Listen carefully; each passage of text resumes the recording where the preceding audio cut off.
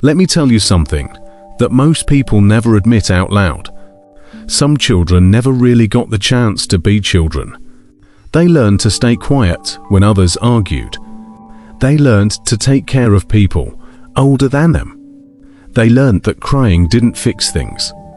It only made them seem weaker in a world that demanded strength long before they were ready to understand what that word even meant.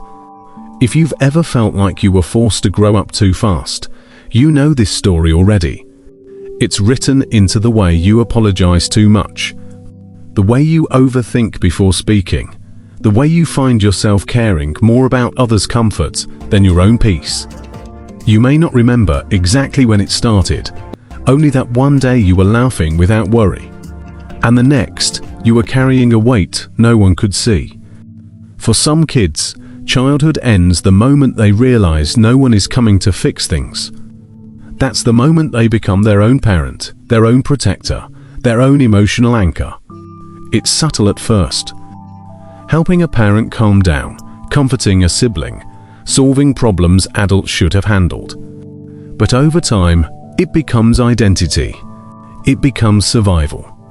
And survival has a strange way of disguising itself as maturity. People tell you you're so responsible for your age.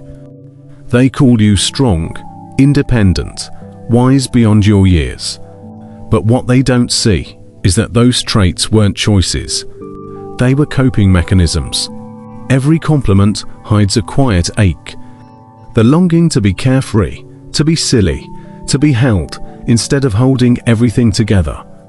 When you grow up too fast, you learn to scan every room for danger.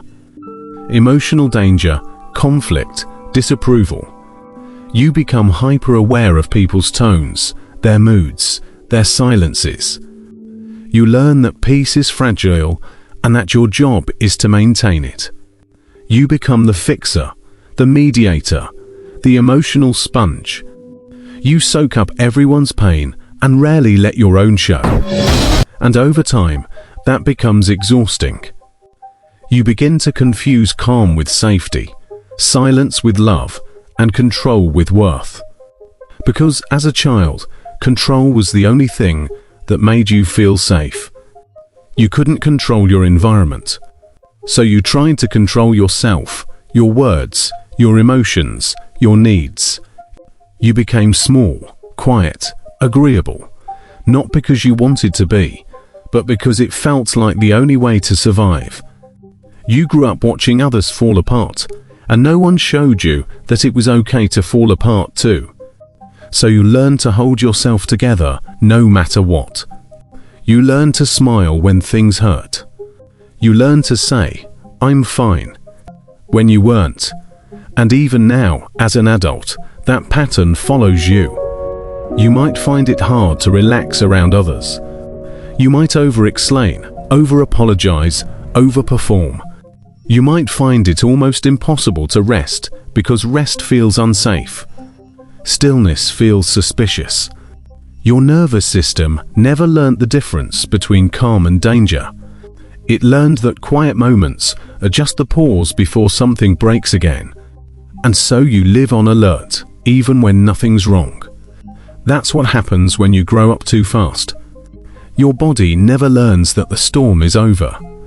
You might find yourself drawn to people who need saving. It feels familiar. That sense of being useful, being needed. It makes you feel like you have purpose. But deep down, it's also how you repeat your childhood story. The caretaker trying to heal everyone else, while quietly craving to be healed yourself. And yet, you rarely let anyone take care of you. The idea of depending on someone feels uncomfortable.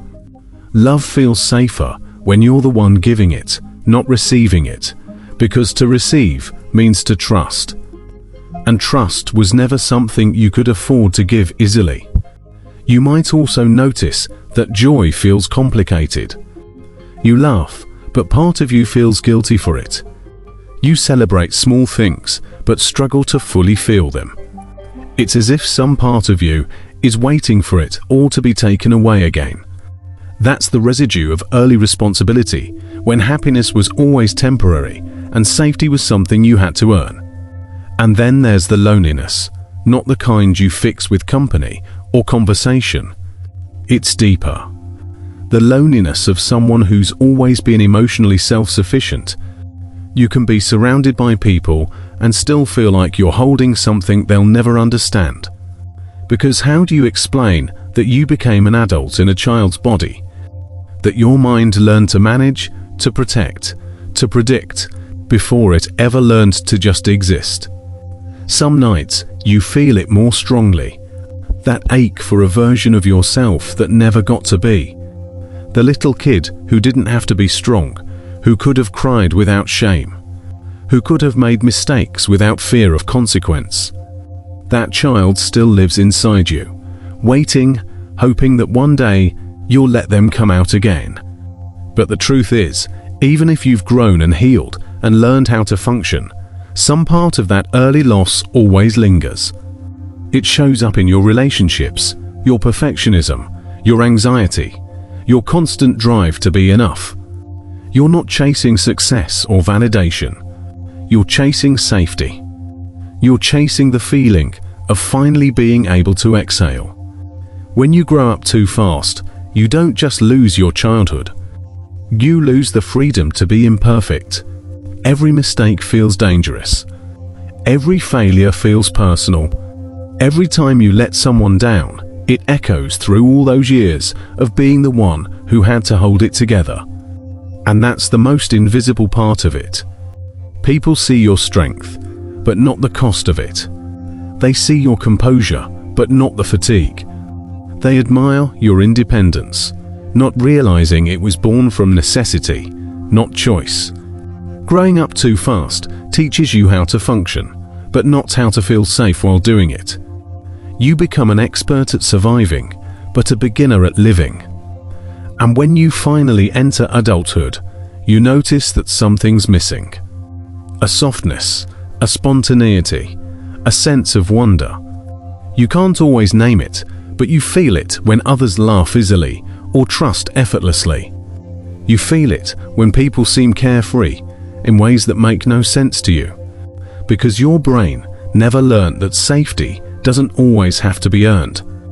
You start to realize that what you called maturity was actually hypervigilance. What you thought was strength was suppression. And what everyone praised as independence was really isolation disguised as competence. But even then, you don't blame anyone. You understand too much. You see why people acted the way they did. You empathize with everyone, maybe too much, because that's what growing up too fast does. It teaches you compassion, but it also teaches you silence. You see everyone's pain except your own, and yet you can't see the truth forever. At some point, you start to feel that pull, the need to reconnect with what was lost, the need to feel joy without guilt, to rest without fear, to be loved without earning it. That's when the real journey begins. Not toward becoming something new, but toward remembering what you were before you had to grow up so soon. Because the child you used to be is still waiting, and they don't need you to be perfect. They just need you to come back. To understand the psychology of a child who grew up too fast, we have to start with one fundamental truth. No child becomes mature early by choice. It's not ambition that makes a child act like an adult. It's adaptation. It's what the human mind does when love becomes unpredictable or safety becomes conditional. Psychologically, this is often called parentification. When a child takes on emotional or practical responsibilities that belong to adults, but labels only explain the surface. Underneath, what's really happening is the brain learning one message too early. If I don't take care of everything, everything will fall apart. When that belief takes root, it becomes the architecture of a child's inner world. The nervous system begins to operate in constant alert. The mind becomes preoccupied with predicting moods, preventing conflict, and earning affection through performance. Even small children can sense tension they don't understand, and their instinct is to fix it. A healthy childhood is built on trust. Trust that adults can manage problems. Trust that the world won't collapse without your control. But when that trust breaks, the child's brain compensates by building control mechanisms. They start believing that love must be maintained through effort, and that peace only exists when they're good enough. That's how hyper-responsibility begins. You might see it in the child who never complains, who helps around the house without being asked, who comforts adults when they should be comforted.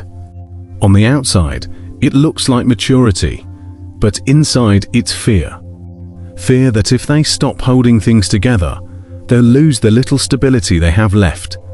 Neuroscience shows that chronic stress during early years changes how the brain develops. The amygdala, the part responsible for detecting threats, becomes overactive. The prefrontal cortex, which regulates emotion, adapts to constant vigilance. Over time, even in safe environments, that heightened alertness remains. The body doesn't forget what it had to do to survive. And this is why, as adults, these individuals often struggle with anxiety, perfectionism, or people-pleasing. Their nervous systems are trained to believe that calm is temporary, that comfort is earned, not given. They live with an invisible tension, always anticipating what might go wrong, always trying to stay one step ahead of chaos. Another layer to this psychology is the confusion between worth and usefulness. When a child's care, empathy, or obedience is rewarded, the brain pairs love with service. The message becomes, I'm valuable when I'm helping. I'm lovable when I'm useful. This belief doesn't fade with age. It matures into adult behavior. You see it in the friend who always listens but never opens up, the employee who overworks to avoid disappointing others, the partner who sacrifices their needs to maintain harmony. Underneath it all is the same emotional blueprint. If I stop being useful, I might stop being loved. There's also something deeply psychological about how these children handle emotion. When feelings were never safe to express, maybe because no one listened or emotions led to conflict, they learn to suppress rather than release. Anger turns into guilt. Sadness becomes numbness. Even happiness feels risky because it draws attention. So they flatten their emotions to stay invisible. This is called emotional inhibition, and it becomes a habit that shapes adult life. People who grew up too fast often describe feeling detached from their own feelings. They can describe emotions but rarely feel them fully. They intellectualize pain instead of experiencing it, because feeling it might open doors they spent years learning to keep shut.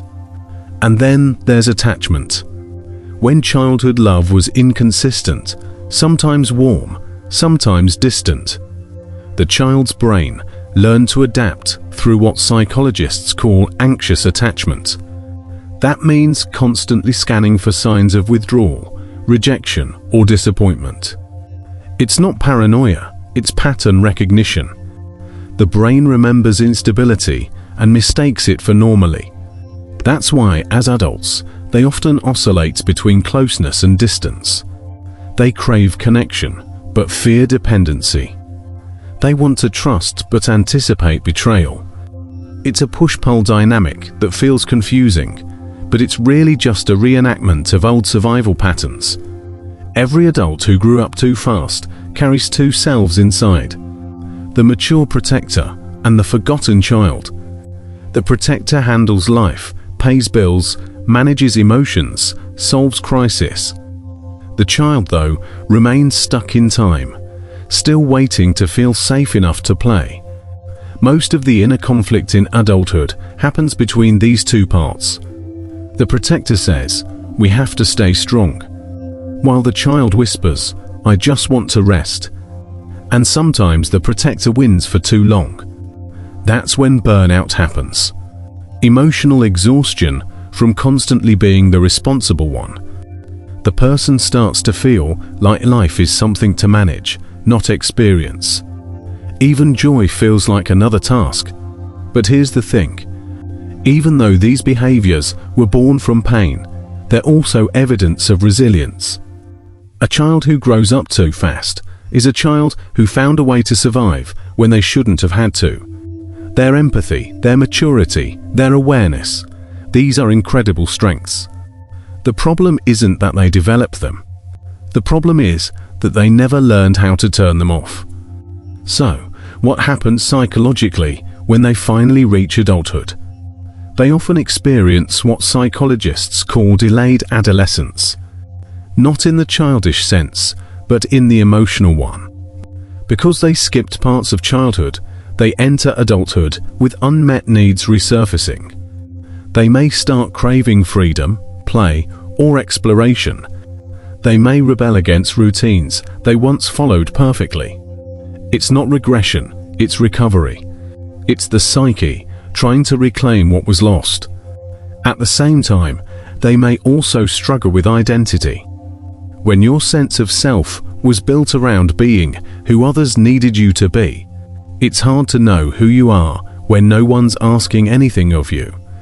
You might find yourself uncomfortable with stillness, because stillness asks the question, who am I when I'm not fixing, helping, or managing?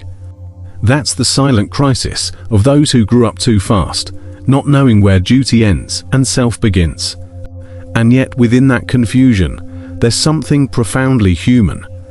Because even though early responsibility can leave deep imprints, it also cultivates rare qualities. Empathy, insight, intuition. These people often grow into adults who can read emotion like a second language, who understand suffering deeply, who create safety for others even when they've rarely felt it themselves. But understanding this psychology also means recognizing the cost. For every strength gained, something was sacrificed. The right to be carefree, the comfort of dependence, the belief that you don't have to earn your place in someone's heart. Those aren't small losses. They shape the very architecture of how a person relates to the world. And sometimes it's not until years later, in therapy, in relationships, or in quiet moments of reflection, that the realization hits. I was never meant to carry that much. That's where the healing begins. Not with blame, but with acknowledgement. Acknowledging that what you thought was personality might have been protection, that what you called independence might have been loneliness, that your strength came from necessity, not nature. But the human mind is remarkable. What was once adaptation can become transformation. The same awareness that once protected you can now free you if you learn how to use it differently. Because there comes a point where surviving is no longer enough. The psyche, after years of endurance, begins to long for something deeper. Not control, not predictability, but peace. And peace only begins when you realize you don't have to earn it anymore. There's a quiet kind of suffering that follows the child who grew up too fast. It's not the kind of pain that screams. It's the kind that sighs in the middle of the night when the world is asleep and the weight of being strong for too long presses down on your chest.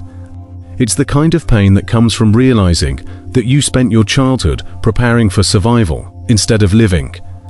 You were supposed to be learning how to play, not how to cope. You were supposed to be asking for help, not giving it. But when life forced you to step into a role that wasn't meant for your age, you learnt too early that love and safety sometimes come with conditions. So now, as an adult, you find yourself in strange emotional loops. You can't rest easily because rest feels undeserved. You can't cry easily because you learned long ago that tears don't fix anything. You crave love deeply, yet you push it away when it gets too close. You overthink small moments, replaying conversations, scanning for signs of rejection because a part of you still believes that if you can just be good enough, you won't lose people again. This is the wound of early responsibility. It turns children into caretakers and adults into ghosts of themselves. And the saddest part is that many don't even realize they're still living by the same rules they made as kids to survive. Rules like don't need too much, don't show weakness, always be okay. They were once shields, but now they're cages. The child who grew up too fast becomes the adult who can't relax into love, because love to them isn't something soft. It's something they must earn. It's a performance, not a presence.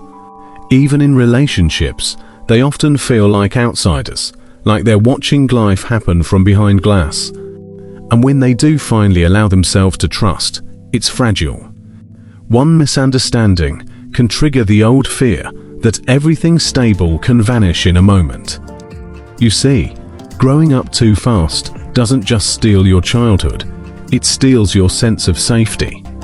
And safety is the foundation of emotional freedom. Without it, you learn to live in survival mode. And survival mode is efficient, but never peaceful. It gets things done, but it doesn't let you feel. So you become someone who looks fine, maybe even successful. You hold it all together, smile politely, and function almost perfectly. But inside, there's an exhaustion that no amount of sleep fixes. It's the fatigue of always being on, the fatigue of constantly managing emotions, your own and others. The journey to healing this isn't about becoming someone new. It's about remembering who you were before the world asked you to grow up.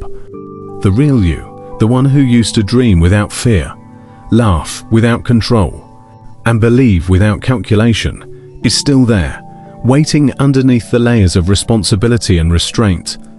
Healing is about slowly unlearning the reflex of self-abandonment. It's about giving yourself permission to be small again, to rest, to need, to cry, to ask, to not know. It's strange how terrifying softness can be to those who grew up too fast. Vulnerability feels dangerous because as children, it was. When you cried, no one came. When you asked, no one listened. When you failed, no one caught you. So your nervous system learnt that vulnerability equals pain. But healing begins when you start gently teaching yourself that it's safe now, that you're no longer in the same house or with the same people or living under the same silence. The adult you is allowed to build a different reality, one where you are not constantly the parent, the protector, or the peacekeeper. One where you can say, I'm tired and it's okay. One where love doesn't depend on perfection, but presence. You will probably grieve not just the childhood you lost, but the version of yourself that had to pretend to be older, stronger, wiser than they really were. You'll grieve the moments you missed because you were busy holding things together. You'll grieve the innocence you didn't get to have. But that grief is not weakness. It's a return. It's your soul reclaiming its own timeline. There's a powerful thing that happens when people who grew up too fast finally stop running from their inner child. They start listening to it. They start asking, what did you need back then? And sometimes the answers are so simple, they hurt. I needed someone to tell me it wasn't my fault. I needed someone to stay. I needed someone to see me. And in those moments of realization, you can give yourself what no one else did. You can hold your younger self with compassion instead of criticism. The irony is the strength that once kept you alive now becomes the same strength that helps you heal. The endurance, the empathy, the emotional depth, they were born out of pain, but they can be used for peace. You already know how to survive. The real challenge now is learning how to live. And living means allowing imperfection. It means letting yourself rest even when things feel unfinished. It means learning to enjoy the present moment without feeling guilty for it. It means letting people help you without believing you're a burden. It means rediscovering joy in small, silly things, because that's what your inner child always wanted. Joy without purpose, laughter without performance. One day, you'll realize that growing up too fast didn't break you. It shaped you. It gave you the ability to read emotions like music, to sense pain behind words, to love deeply and fiercely. But those same abilities need balance now. You don't need to be everyone's healer anymore. You don't have to fix every silence. You can finally step out of the role you were forced into and start being who you actually are. Healing doesn't mean you'll never feel the old ache again. Sometimes when you're tired or lonely, you'll still feel that old instinct to toughen up, to handle it all alone. But now you'll know that you have another choice. You can sit with yourself and say, "It's okay." You don't have to be strong right now. That's what real maturity looks like. Not the kind you were forced into, but the kind you grow into with awareness and tenderness. The child who grew up too fast will always live somewhere inside you. But over time, they'll stop running. They'll stop watching the door, waiting for someone who never came. Because you'll have become the one who finally showed up. And maybe that's what healing really is. Not erasing the past, but giving it new meaning. It's when you stop trying to outrun your younger self and start walking beside them instead. It's when you finally feel safe enough to set down the armor, to breathe without bracing, to live without apologizing. The world might never know the weight you carried or the nights you spent being your own protector, but you will. And that quiet, knowing that you made it, that you're still here, that you're learning to be soft again, is proof of something miraculous. That even after being forced to grow up too soon, it's never too late to grow up again. This time in your own way. Because healing isn't about becoming strong. You already are. Healing is about feeling safe enough to be gentle again. And maybe, just maybe, that's what growing up was always meant to.